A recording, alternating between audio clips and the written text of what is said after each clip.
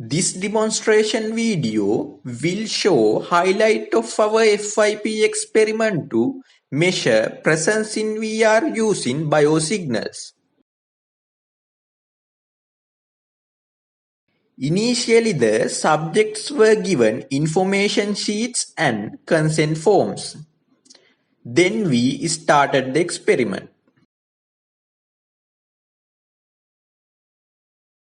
Here we set up a G-high amp amplifier attaching the G-gamma cap through a G-headbox connector. This experiment uses 32 electrodes according to 1020 EEG standard.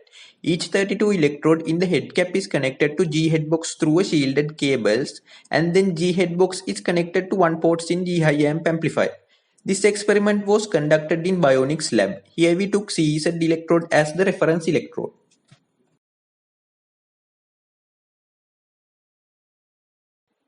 Here we explained the experiment to the subject, including how we acquire biosignals and the task he or she has to do. We provided all the necessary technical details to the subject to control the VR handheld controller to navigate, pick up the objects, and answer the quiz.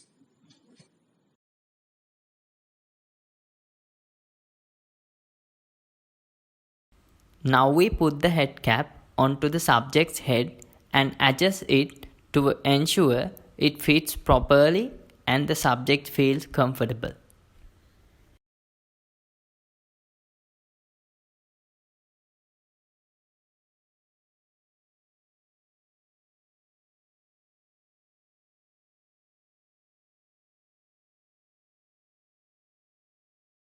Then we start to insert the electrode gel into each active electrode's cavity to ensure proper contact between the skin and the electrode.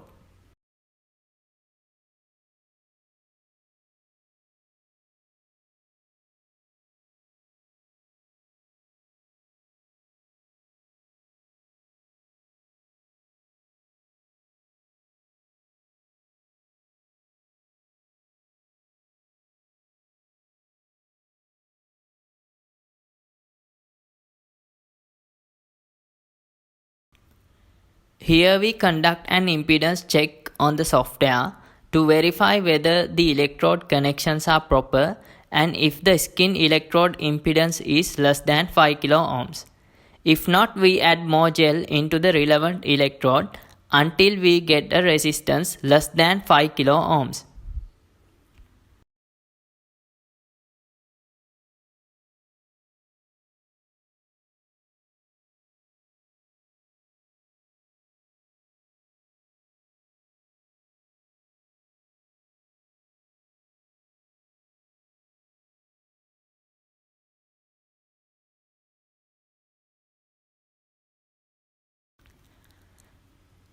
Now we put the VR headset on the subjects and adjust it according to the subject's feedback to ensure the VR headset is fit to the head, the VR headset is not blurry to the subjects, and subject is comfortable with the VR headset.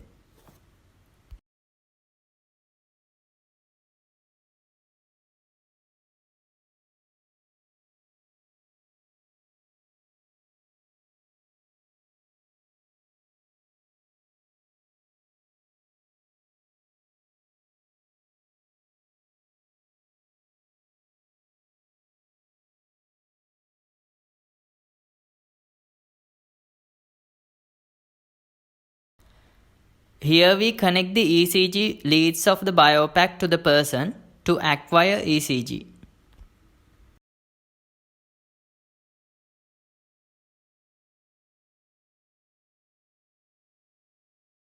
At first in the VR, the user is given a start menu to read the instructions of the VR game, and then the subject starts to play the VR game and we start to record EEG and ECG.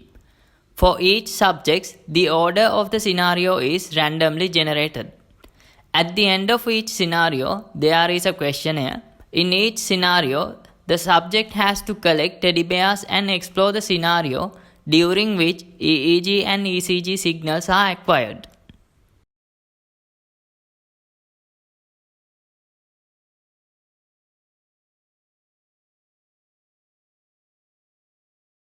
Scenario 1. This scenario provides a high immersion with a high coherence. To induce a high immersion, it provides a high field of view, high display resolution, stereo sounds, enhanced environmental dynamism, and high valid actions. On the other hand, to induce a high coherence, it provides better correlational coherence, narrative coherence, and physical coherence.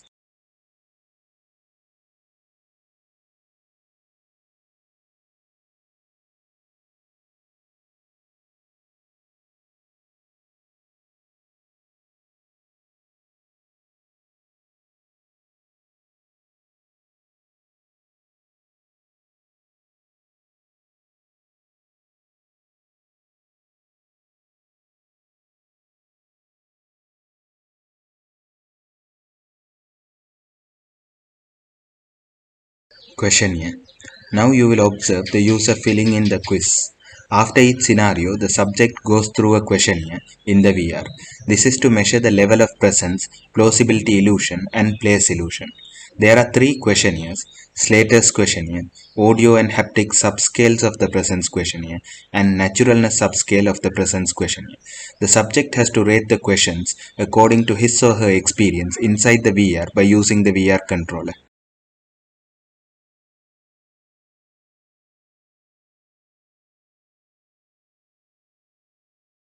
Scenario 2. This scenario provides a low immersion with a high coherence. To induce a low immersion, it provides a low field of view, low display resolution, monophonic sounds, low environmental dynamism, less valid actions.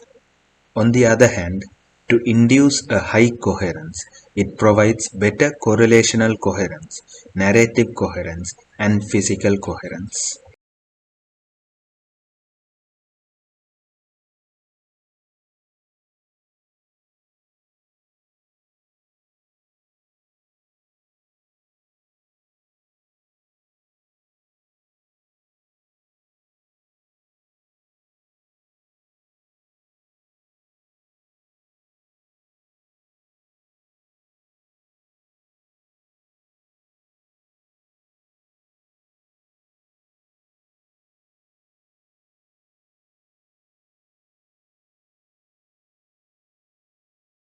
Scenario 3.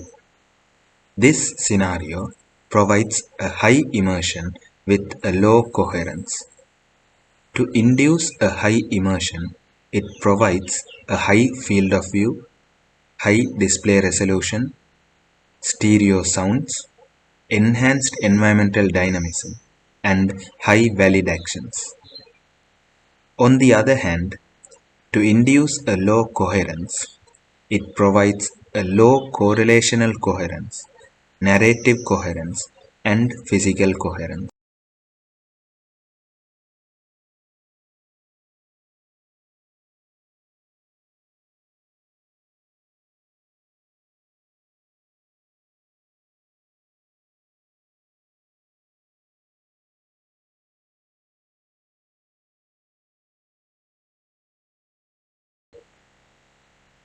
Scenario 4.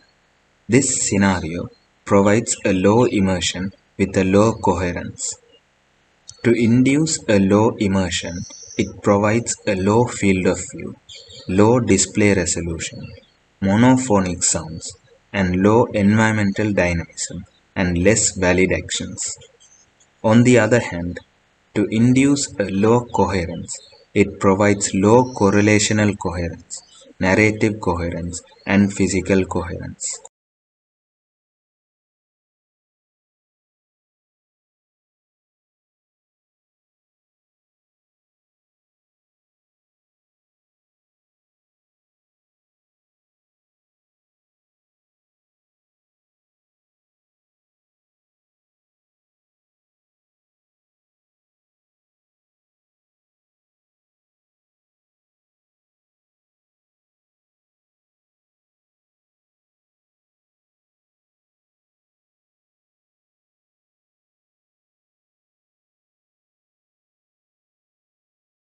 Independent component analysis. Here you can see two signals.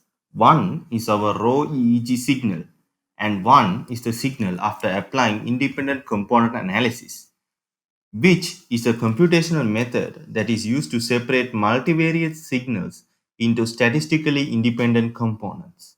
Since EEG, EMG, EOG, and ECG are independent processes, this method is used as an artifact or stationary noise removal method. After separation, we use IC label, which is a deep neural network, to classify the components as either EEG, EMG, EOG, or ECG, and then remove the non-EEG components.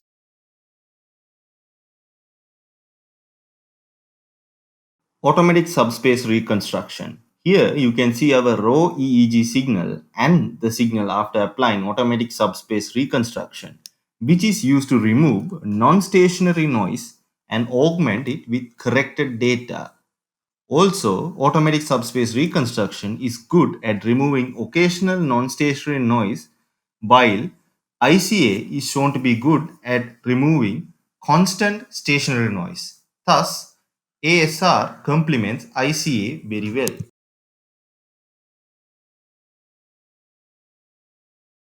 Surface Laplacian. Here you can see our raw EEG signal and the signal after applying surface Laplacian, which is a group of mathematical algorithms that transform the scalp recorded EEG into estimates of radial current flow at the scalp.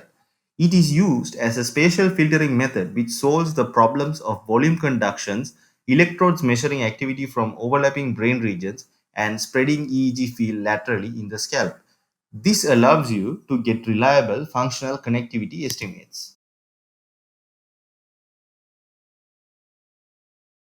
Here you can see our raw EEG signal and the signal after applying robust referencing algorithms which are used to remove any common mode noise. To avoid contamination by corrupt channels during this process, we first remove and interpolate extremely noisy channels. The faulty channels are identified using measures such as channel correlation and other statistics. The removed channels are interpolated using spherical correlation. By taking the global average and then subtracting it, we get a better topological representation of the brain activity and we can remove any common mode noise.